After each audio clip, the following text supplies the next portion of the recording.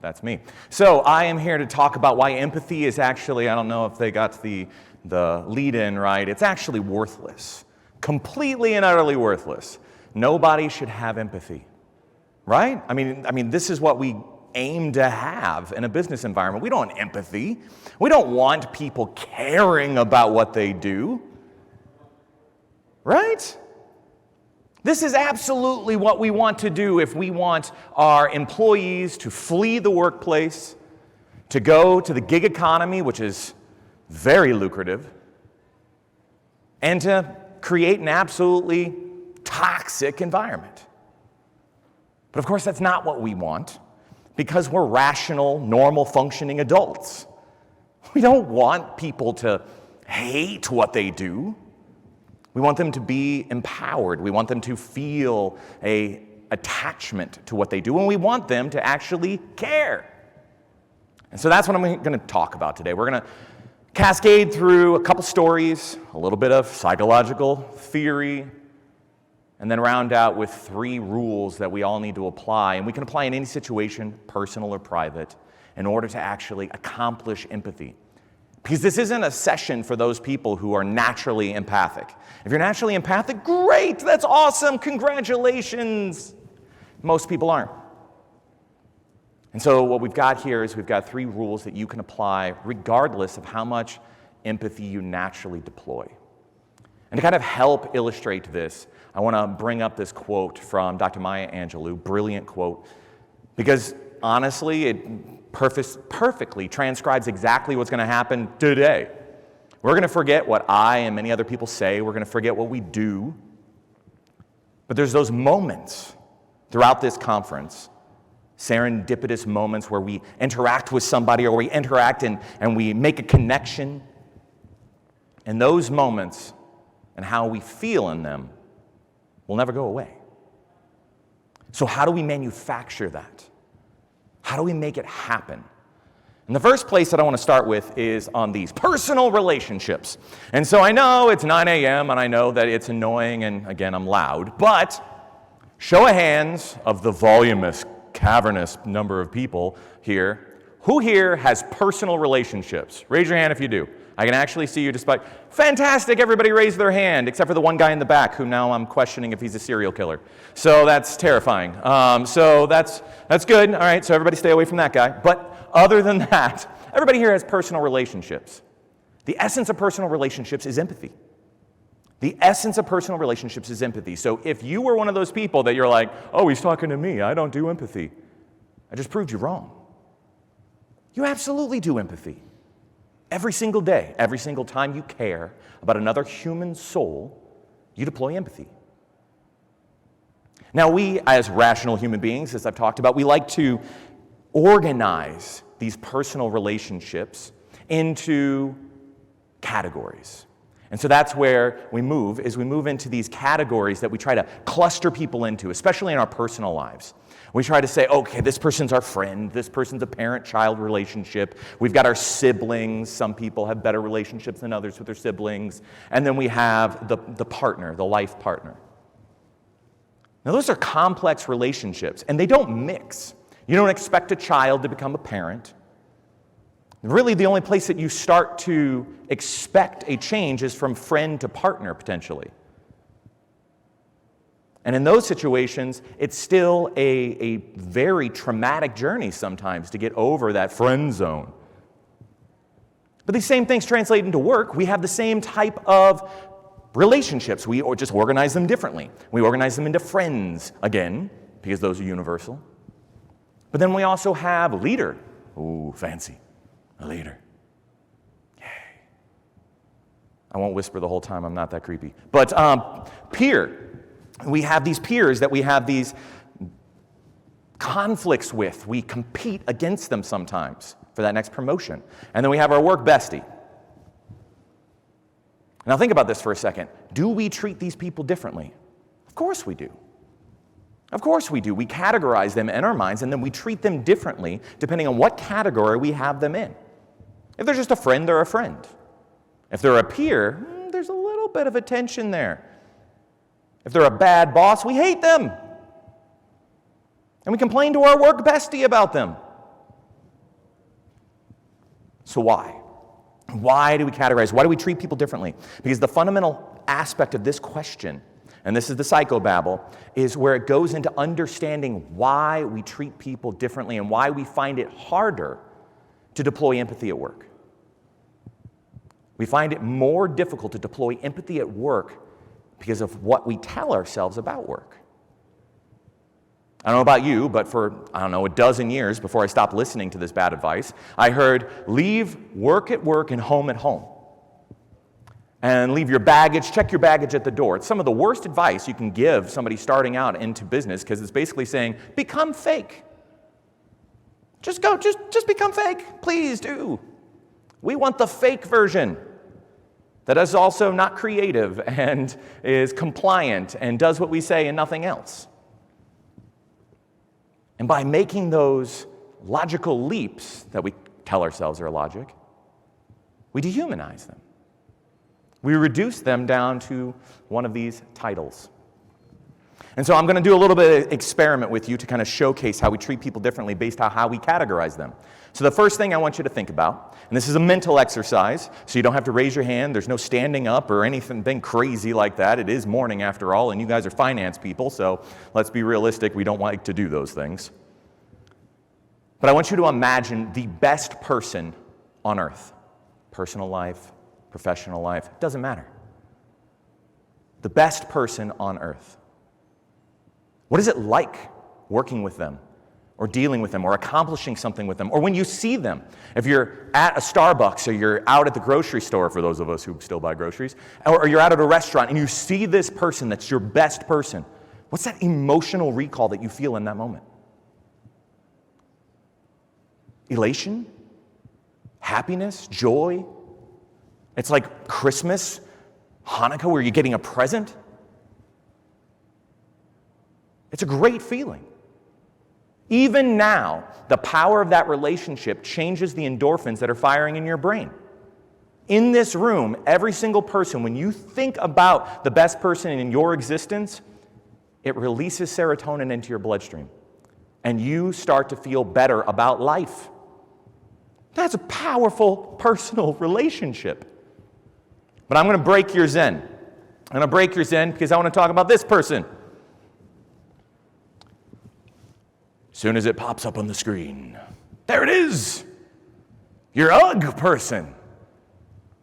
Your UGG person. Now, why is it your UGG person? Because this is the person that, if you don't know you're meeting with them, and you run into them, the only thing that you can get to escape your lips is, oh, them. They're your worst person. We all have them. Don't name names. This has happened to me before. Please don't name names. I don't want them shouted out. You don't need to know that my UGG person is my brother-in-law. I didn't say his name's Rob. But the aspect here is that we all have one of these in our lives. When we run into them in the street, we have bad thoughts. We wonder how many points it would be to hit them with a golf club, or to run screaming away from them. And we have logical reasons. None of you wake up in the morning and say, I'm going to be evil today. No, you don't do that. And so you have rational, realistic reasons why this person makes that face in you. You have reasons. But how much do you now trust them? How much do you give to them? How much do you say, oh, well, you know what, they're a decent human being, that's not the reason that they did that? Or do you say, yep, that's them. That is that person. This is quintessential. This is exactly what they do every single time, and we build up the story in our minds. We're actually in the process of removing empathy from them. We're removing empathy. And this happens in the workplace. This happens in the workplace because business is an artificial mixing bowl. It's crazy. It's nasty because your work bestie can become your boss. And that wrecks our brain. It wrecks our brain because now we're like, are they my work bestie or are they my boss? And now I have these weird feelings and I don't know what to do with them. And a lot of times you suddenly have these distances that grow between your work bestie and you when they achieve this new leader role. And if you haven't picked up on it already, the fundamental aspect of this is because it's how much humanity we allow ourselves to give and we enable ourselves to take from another human. That indicates how easy it is for us to deploy empathy. It's how easy it is for us to give empathy to other human beings. How much humanity are we giving and taking? And we just discovered that we ourselves, every single one of you head-bobbed, and at home you're head-bobbing as well. When I started talking about your beacon of light and your UGG person, your best and your worst, we all do it. We have to stop denying it, look at why we do it. Work is an artificial construct. It's easier for us to say that they are in these buckets to dehumanize them down to a title. And then stop deploying empathy. But we can get over that. We can, because every single human being has something that we can value. Everybody, even the annoying person on your team that just gives nothing but negative advice all the time and finds what's wrong with the font colors in your deck, points out all of the mistakes that you've ever made, even though they're not mistakes, they just like them differently. Even that person has value. Maybe that's just me. I get really annoyed when people do that wordsmithing. It's not fun. And that's the first rule, is that we can find the human and treat them as a human first. Not a worker, not a revenue-generating employee, not a leader, not a boss, not a CEO, a human who has every right to breathe air as you do on this planet. And that's the wicked cool thing about humans, is that we all have value. And sometimes it's a self-discovery. It's, what do I care about? What do I care about? Do I have kids? I got 4 of them, as I talked about yesterday. And so I always try to find out about the other person's kids. It's just my thing. I'm like, ooh, what do your kids do? Oh, fantastic. They're in college. What are they going for? Valuing that part of the human. It's not a stretch for me. It's a natural thing. It's what we've been doing, networking every day here. You find a commonality, you pull that thread. Yes, we can do that, and we can manufacture it. The only thing that you need to do is remember this rule and say, they're a human first. Ask something human before I go to work stuff. It's a simple task. It's not rocket science. Yesterday, over on the other side, they were talking about, yarn that NASA's using? This isn't nearly as complex as yarn with biometrics in it. This is the easy stuff. We just stop doing it because it takes time. Time is money, especially in finance. All right, so that's the first rule. The thing about this is that as a leader, and I don't necessarily mean as a functional leader. I'm not talking about just having people that report to you. I'm talking about you being a leader regardless of title. A leader of humans, interacting with them, working with them, trying to lead them through a project. As you're trying to do that, it can be ridiculously complex. We have all of these different categories of people that we bucketed them into. How do we get them to work together? They have their own categories that they think about me, so there's additional stress there. So how do we as a leader do this? And so this leads me into kind of the second segment, which goes into the second rule, because to answer this particular question, I had to actually go into the Amazon. This is a true story. So there's a tribe of indigenous people deep in the Amazon who, after 3,000 years of continual existence, they elected their first female chieftain. I'm like, I gotta meet this lady. And so that's what I did. I was down in São Paulo, and I worked to move this along and actually found a way to get there into the rainforest. It was a long Jeep ride. It was an incredible experience. I rode for about 8 hours in a Jeep, got out, got on a boat, was on a boat for a little while, hiked a trail, and finally got to the village after about 12 hours. And this was awesome because the Brazilian government had notified the tribe ahead of time, let them know that there's this crazy weird guy coming. He's going to be dressed funky. They actually said I wear a Captain America belt buckle. That was my identifying characteristic, usually is.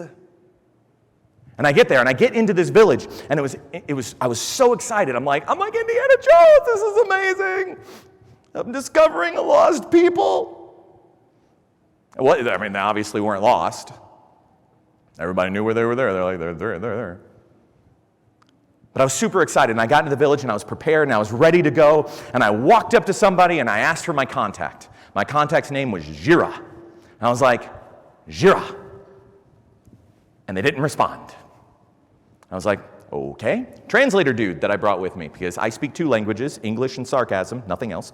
And I brought them up, and I was like, please translate. I'm here to speak with Gira. I'm here to talk to them and find and interview the chieftain, all these things. And they're like, okay, I'll tell them. Translator tells them, they ghost us. They pretend we don't exist. And I'm like, this is not going well. This lasts for about 2 hours before I'm about, from here to the podium from this lady, and I'm trying to ask her, this yet another person in the tribe. And this guy walks in between us, and he grunts something at me and continues moving on his way. And I turn to the translator, I'm like, what did he say? And he said, follow. And we turn and look, and he's like halfway down a jungle trail. And so we actually run to catch up, and we're following this guy for about 45 minutes into the jungle before I start asking myself the wisdom of what I'm doing. How much do I know about this tribe? I'm relatively certain they're not cannibals, right? And so I'm like, I'm going to get eaten by a jaguar. My wife is right. This was a dumb idea. I shouldn't be doing this. And about that time, the trail widens up into this clearing. And this picture was taken right from that clearing with the banana trees growing right next to the river. And there's the trail that I walked down, because of course I'm taking pictures the whole way. I'm like, nobody's going to believe this. And so I get there, and there's this lady sitting around the fire, and I go and I sit down next to her, and waiting for her to speak first. And she asks me, what do I want? And I'm like, I'm a leader of people. I've come here to interview you. I want to understand I want you to teach me. I want to learn from you how you lead. And she says these words that struck fear in my heart, and still to this day, I get goosebumps, you zoom in, you can see the goosebumps. She said, I don't like Americans. And I'm like, I don't hide the fact that I'm an American. How do I do this? And she's like, but you actually want to be taught. You're not arrogant. You don't want to teach me to try and impose something on me. And I'm like, fantastic. She's like, I like you. And at that moment, people flooded out of the jungle. Children, old people, tons of people. And they were plastered with smiles. Everything was happiness to them. And from that moment, the moment she said, I like you, I had kids sitting on my lap. This is ceremonial flatbread that we broke and shared to discuss. They made me coffee that they ground the beans themselves and made the sugar cane. It's super sweet. I was like, can mine be black next time? But then when I finally got to sit down with her, I was flabbergasted. Because I was like, Gira, because this lady who was sitting by the fire happened to be the chief. And I was like, this is incredible. How do you do this? Because at the time, the government, the leader of the country, was actually saying that he wants to send the army into the jungles to kill the indigenous people so that the people don't have to deal with them anymore. And they knew this, and yet they were wistfully happy. And I was like, Gira, tell me, how do you do this? How do you make people happy? How do you lead through this? And she said that you have to give them something. You have to let them believe in something. For some of our people, that's Namandu, that was their God. And she said, sometimes that's not enough. And so for those people, we give them purpose. We give them jobs that mean something to them. But sometimes that's not enough. And so we inspire them to believe in each other, to turn and trust and see the other person there and know that I can depend on them. And then from there, It went even further, and she's like, but that's still not enough. And so with those people, we just help them to see and believe that they're not alone. She's like, that's how we've done it for 3,000 years. I'm still to this day shocked because this is obviously not new information, but this didn't come from a textbook. This didn't come from an author's book. This didn't come from a graduate study of leaders in Fortune 10 companies. This came from wisdom handed down through the oral tradition for 3,000 years. And it made everything make sense. And also validated all of those studies that people are doing and wasting lots of money on. But it was an incredible, and so that's the second rule, is help them to believe in something. No matter what it is, you can always find something that they do that attaches to something bigger. And there's a lot of psychological studies. You can Google it. It's called attachment theory. It started on how people attach to babies, because if you think about it, there's no logical reason why you should like this thing that only gives you pee, poop, and screaming. You shouldn't like children, but we do. Somebody gives you a baby and you're like, ooh, you love them. And there's a psychological construct called attachment theory, and so people started to look at that, and they started to look at why do people attach to other relationships? And do they attach to things larger than themselves? And they do. They attach to entities, organized religion, governments, patriotism, political affiliation. But in our current day and age, that is less than ever before. That's less than ever before. And so we have to move the needle, and we have to give them something to attach to. And for my third lesson, I need to tell you the story of this woman. Her name's Donna. Now, Donna was diagnosed with muscular dystrophy in her teens, and she was given months to live. Donna finally died when she was in her 40s. She existed for a very long time, and she had a little brother, and that little brother would watch her from time to time, learned a lot from her. And she, muscular dystrophy, for what people who don't know, is a degenerative disorder that erodes your muscles. And so you become weaker every day you breathe. And there was one day that she sat down to tie her shoes and couldn't get back up. And that little boy went in and saw her there, struggling to get up, unable to get up and rise to her feet. 30 minutes she tried. The little boy was terrified. After 30 minutes, she finally got on her feet, cleaned herself up, came out, and presented a perfectly presentable person to the world. For her, it was a momentous, or for the boy, it was a momentous occasion. For her, it was nothing but tying her shoes. Obviously, you've probably picked up already that that boy was me, and that is my sister. And the last time I saw her alive was actually in this very city, because she lived here. And I learned more from that moment of her tying her shoes than any other moment in 40 years of life. I learned more about grit, tenacity, the refusal to quit than any other moment in my life. And that's saying something because the United States Marine Corps tried.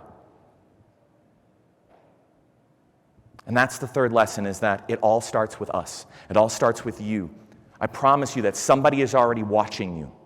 Somebody is already looking to you. Tie your shoes and taking in a tremendous life lesson from this. In the application of these three rules, always treat them as humans first. Help them to believe in something, and it starts with you and your behaviors and what people are watching. And now some people say, Freddie, this isn't me. It's very easy for you to stand up there and say, oh, it's just three little things. This isn't me. I'm not dynamic. I don't have these things. And for some people, it feels like they're lost in the dark. And I get it. You don't know which way to turn. You don't know how to start. You have bad relationships. How do I start to repair those? And I would argue that you have three options. Three options when you're lost in the dark. One is to wait for the lights to come back on. So you just wait. The second option is you become a predator. You start preying on people and taking advantage of those that are afraid in the dark. And the third option is you light a candle. You light a candle to hold back the dark in a small little radius around yourself. That's a very brave, bold thing to do because, yes, it lights the way for those scared people, but it also is the only thing the predators can see. And they will come. But you only have to be there for a short period of time because sooner or later, just like a candlelight vigil, you light somebody else's candle, they light another candle, and soon you have an army of people holding back the darkness together. It's a beautiful, magical thing. The candlelight vigils after 9/11 were incredible. I watched night become day. And I get it. There's a lot of us out there that are like, this isn't us. We can't do this. Somebody else will change us. Somebody else will light the candle. And I am telling you, if you believe that people can be better, if you believe your relationships can be better, if you believe that this world can be better and you're waiting for other people to change it, that is a ship that will never come in. To quote the illustrious Gandhi, you have to be the change you wish to see in the world. It's the only thing that's ever changed it. So thank you very much for your time. I greatly appreciate it. I'm Freddie Simshauser. It has been a blast to be here and share this time with you. I greatly appreciate it. Have a good one.